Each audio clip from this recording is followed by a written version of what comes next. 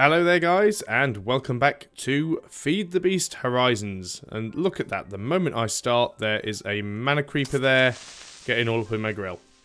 So, yep, goodbye. Is it going to blow? There it goes. It actually did more damage to the cow. Okay, so what have I done since the last video? Not an awful lot, to be honest. It's been Christmas, and I don't tend to do an awful lot around Christmas, apart from eat and watch junk on television. What I have done is I've added a few extra chests in here. I've put all of this Pam's RotaryCraft stuff into this one chest, because I'm getting absolutely loads of it. Most of my other materials are in here.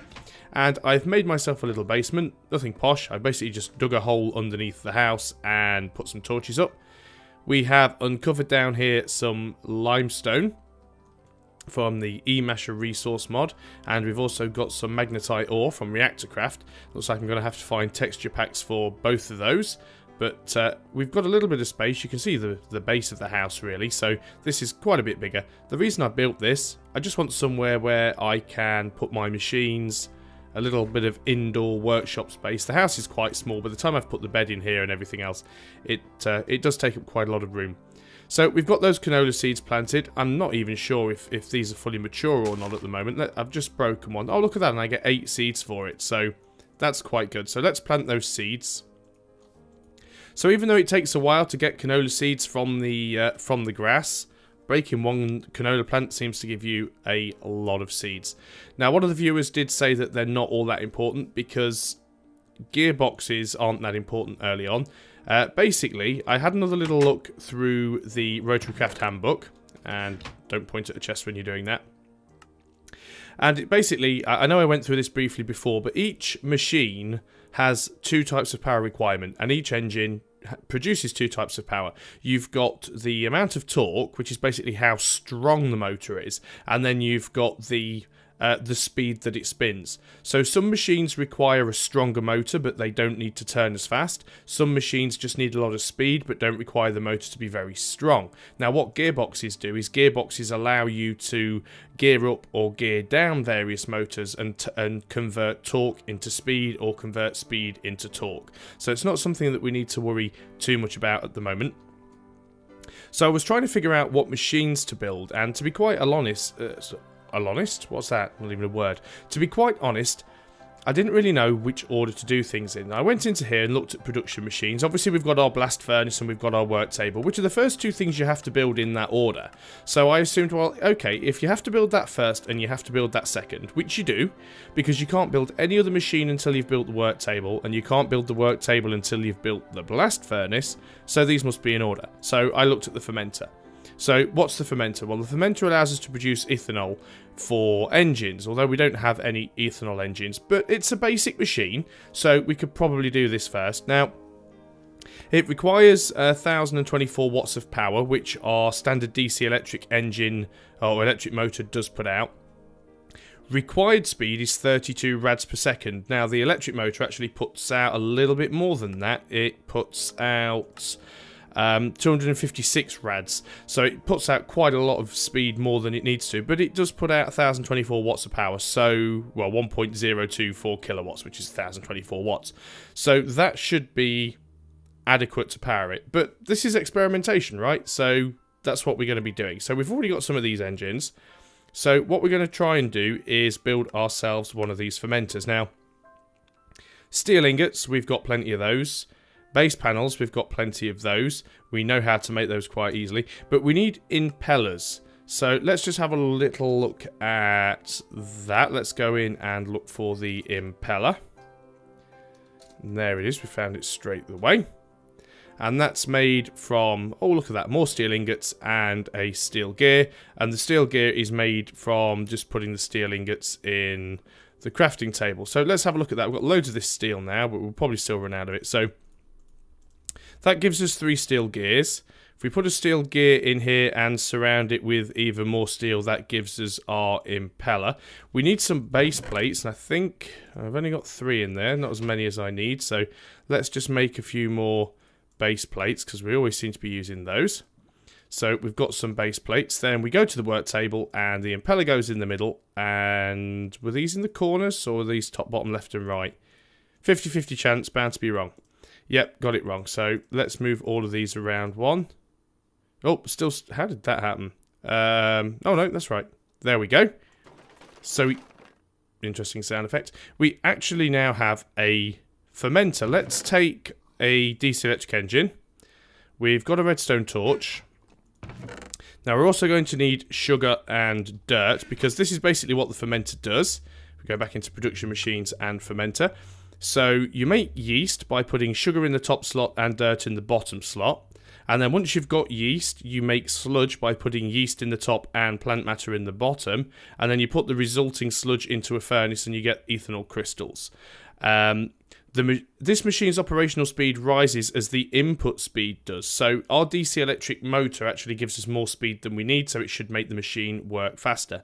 It does say that the machine's temperature sensitive, and very low or high temperatures will slow it down or even kill the yeast. Well, I think the biome we're in is kind of a... what type of biome are we in? Woodland. So that should be middle of the road, right? It's not too hot, not too cold. That should do the job. And also says we can use redstone to tell it what it's going to be producing. It says the middle GUI slot is in fact a water gauge, not an item slot. So do we need to put water in? Because it doesn't say it requires any here. It just says requires power and where the power input is. But it doesn't actually say that it requires water. Now, of course, because we don't have red power and because we don't have BuildCraft, we neither have pneumatic transport pipes or BuildCraft pipes. Now, I do believe that there are some pipes in RotaryCraft that will basically replace that. I know there's definitely a pump, so that may be what we end up having to do. So let's have a look over here. Let us start by getting our DC electric motor, or DC electric engine. I will get the terminology right at some point. Let us pop that down there. Now, it's definitely facing the right direction. We've got the shaft going this way.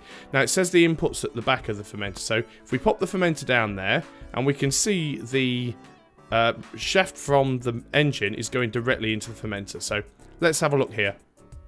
So we've got a temperature gauge. It appears to be in the green. This is our water gauge. Not sure if we have to put water in it or not. That's something that I'm going to have to figure out. So this controls automation. This is our target. We don't seem to be able to change anything there. Of course, that just takes us back to the book. So let's start by actually turning the motor on. Let's get... Okay, that's making quite a bit of noise. Let us just turn that down a little bit, actually. Because this game can be quite loud, sound effects wise. I know I normally turn them down in the edit, but even that scared the crap out of me a little bit. Okay, let's have a look in there. So it's definitely receiving speed, power, and torque. So these must be the slots that we put things in. So if we put sugar in the top and we put dirt in the bottom, is it actually going to do anything? Or do we actually need to put water in there? And if we do need to put water in there, how do we put water in there? Can't seem to change the target here, so let's just move back from there a moment because the sound is absolutely awful. Let us see if we can grab a bucket of water and see if it'll let us put that in. Oh, let's try not to break it by hitting it. So yes, we can put water in buckets. And you see it runs quite quickly. So let's just spawn in another couple of buckets of water. And now we're going to have loads of empty buckets to get rid of. I know this is cheating, but let's be honest, it's very easy to make a bucket and go out and find some water. So I just thought this would be a quicker way of doing it.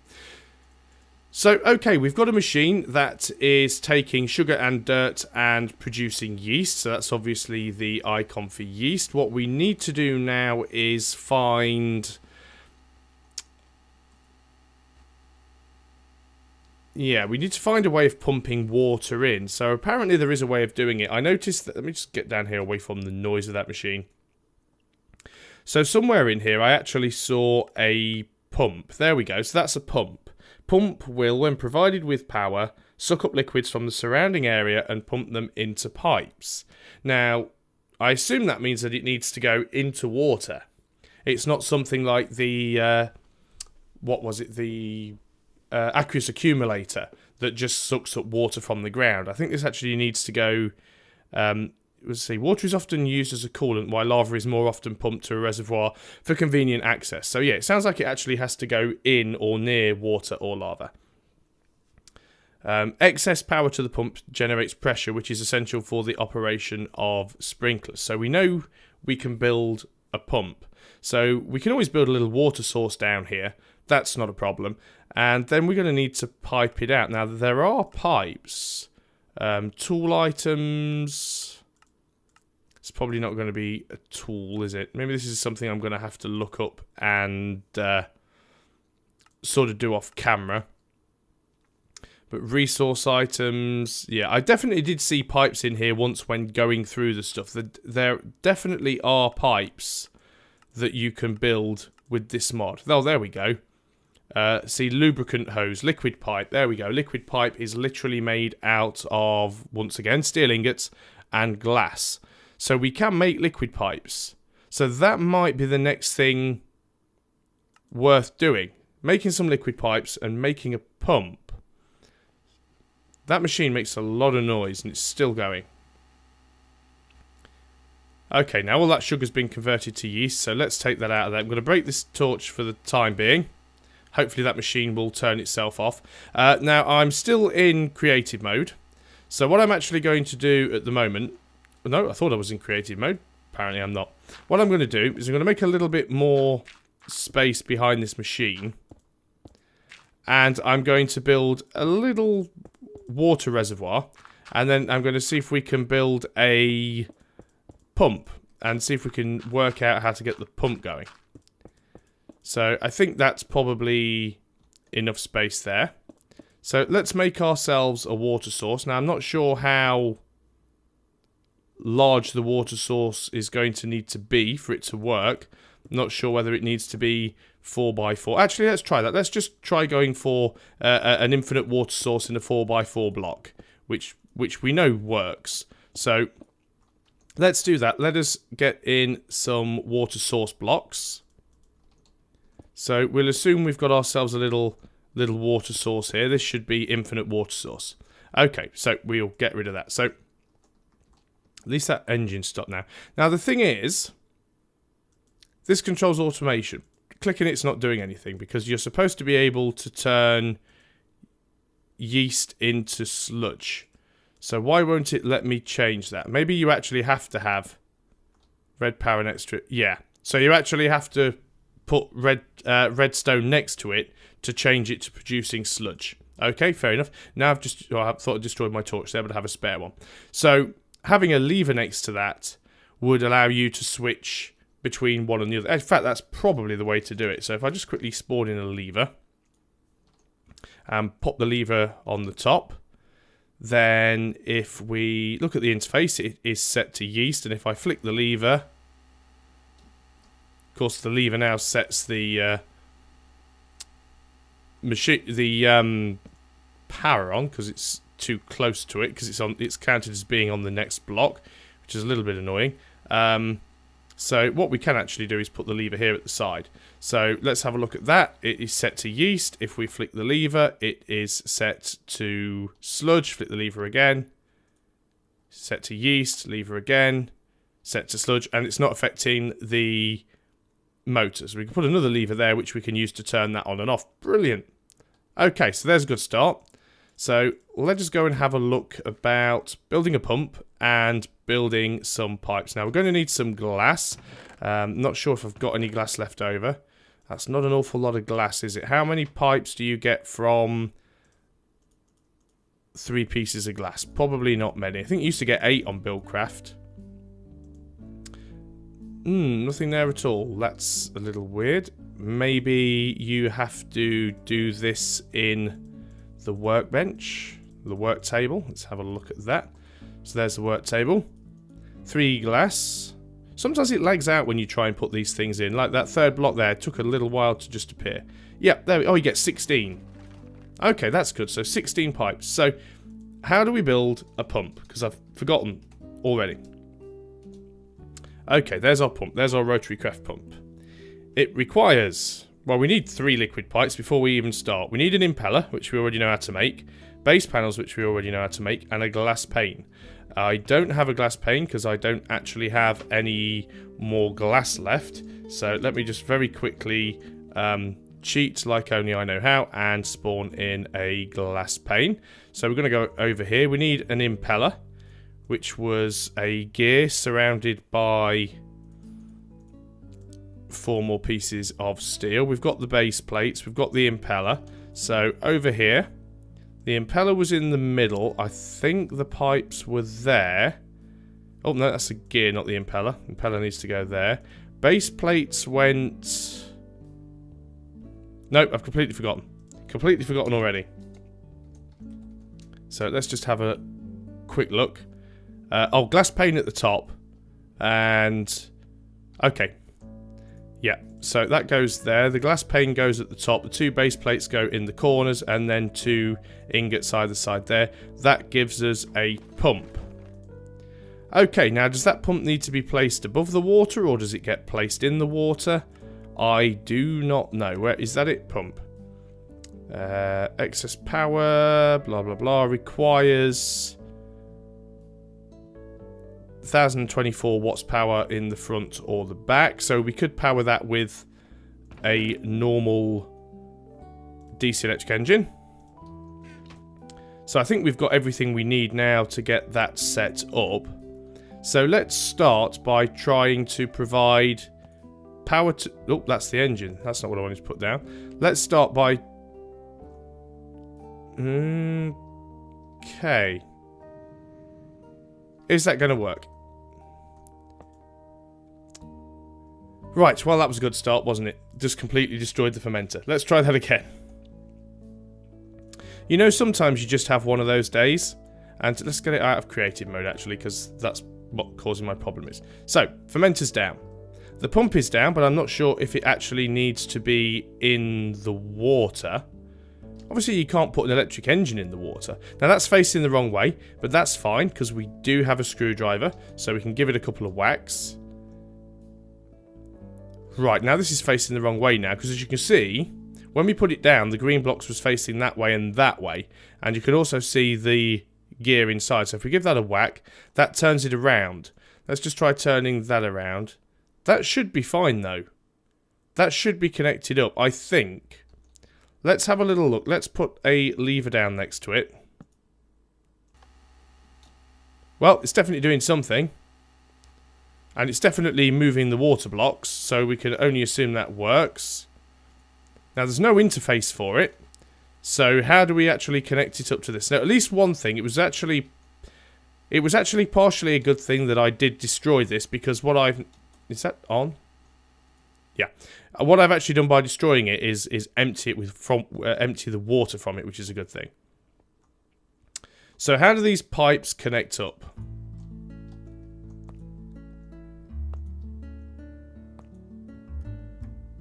Okay, well that pipe certainly seems to be connected to the fermenter. It doesn't seem to be connected to the pump though. So we'll just throw the switch again. Doesn't seem to be an awful lot happening. Certainly not getting any water into the fermenter. So I would assume that this pipe isn't actually connected to the pump. So let's try connecting it to this side. Yeah, there we go. Now we're connected and we have water. So that's good. We now know how to create a pump, how to suck water up, which is useful because lots of machines in lots of mods require water, and we have water going in. Look at that. The water is actually full. Now, is that motor still going? No, we've turned it off. We could leave it on constantly. I think this is going to be the hardest thing with this mod, is actually managing it's actually managing power and making sure that you don't leave things on when you don't need them. But at least we now have a way to make yeast. Now we've got 64 yeast there, and we can switch that over, which puts it on to sludge. Now it says it needs plant matter, so I guess that could mean any old saplings. Let's use these oak saplings because I've got absolutely tons of them. Let's get down here. Well, I've already achieved more than I thought I was going to in this video, because it was my original hope just to get the fermenter up and running.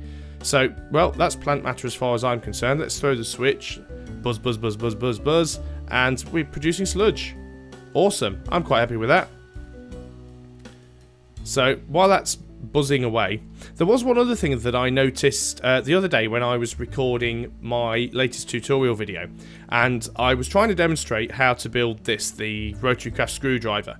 And if you actually look in the If you look in Not Enough Items, or if you actually look in the handbook, it says there are 2 ways to build a screwdriver. It says you can either use wooden planks in the corner with a stick, followed by a HSLA steel ingot, and as you can see, that gives you a screwdriver.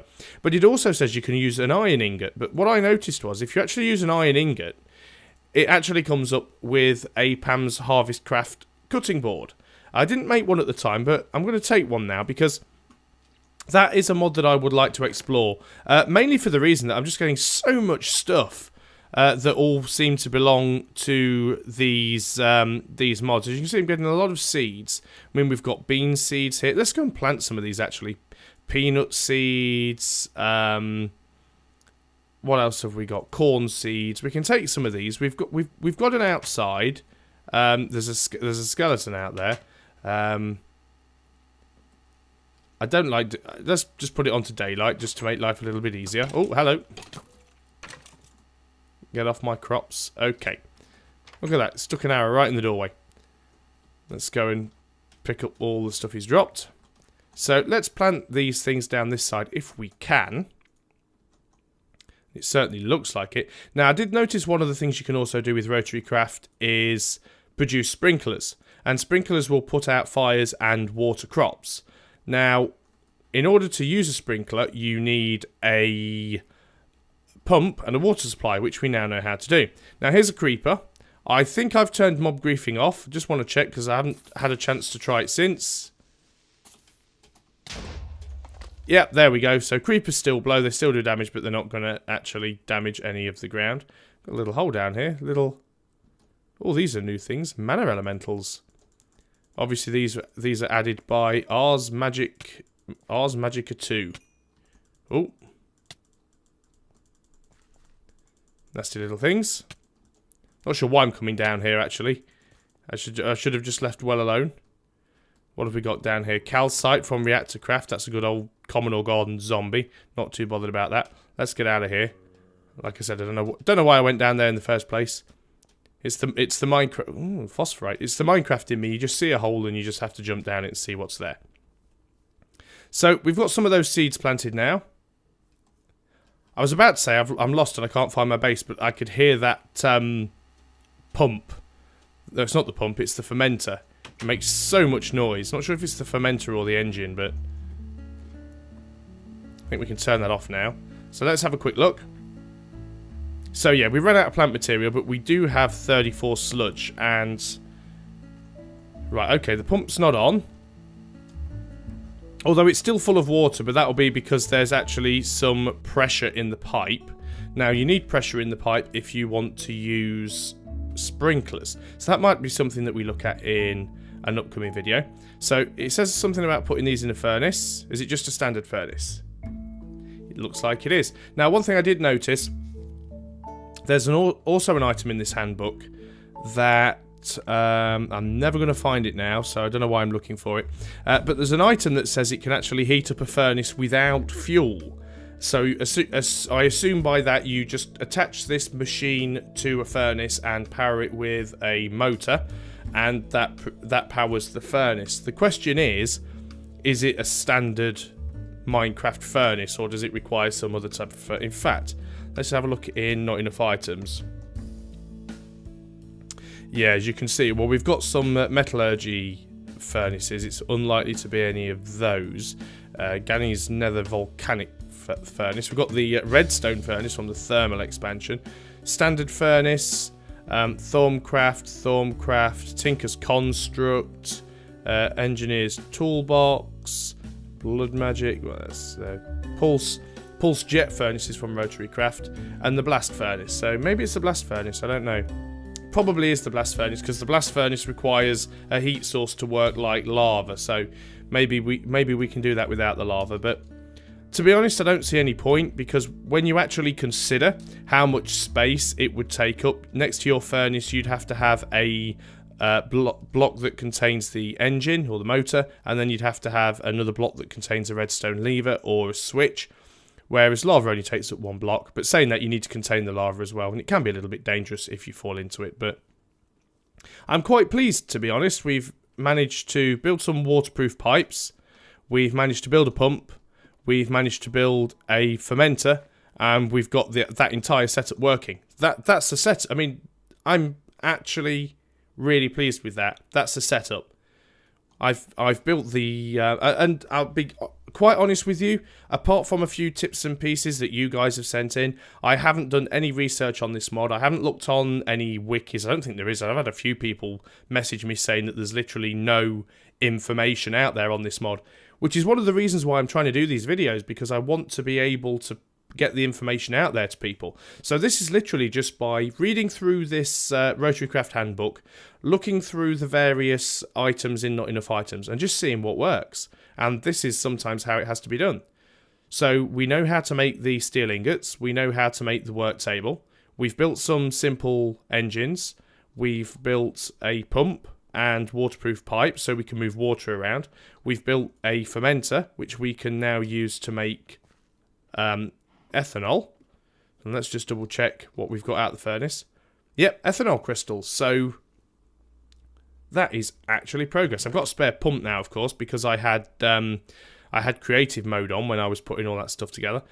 A few spare bits and pieces. I think what I'm going to look into next is look into actual transport pipes so we can start moving things around, and that'll mean we can do automation.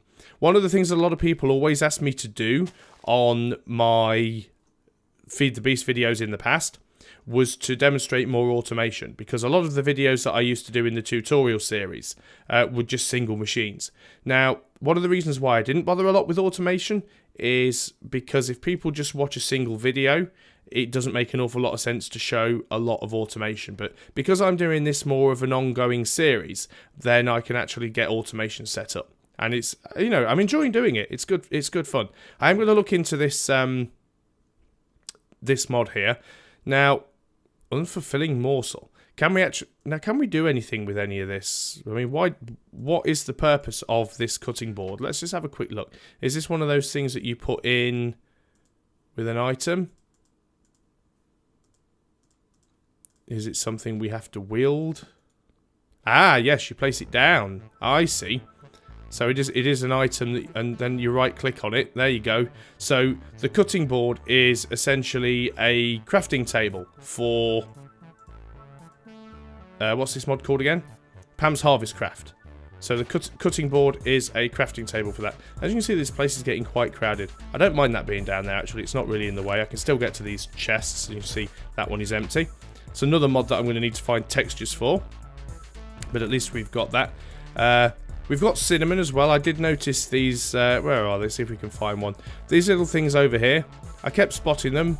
You can't actually destroy them by right-clicking on them unless you destroy the block underneath them. But if you do left-click on them from time to time when they're ripe, that one isn't, not getting anything from it. I mean, you can break it if you click on it for ages. Like, as you can, let's just destroy one.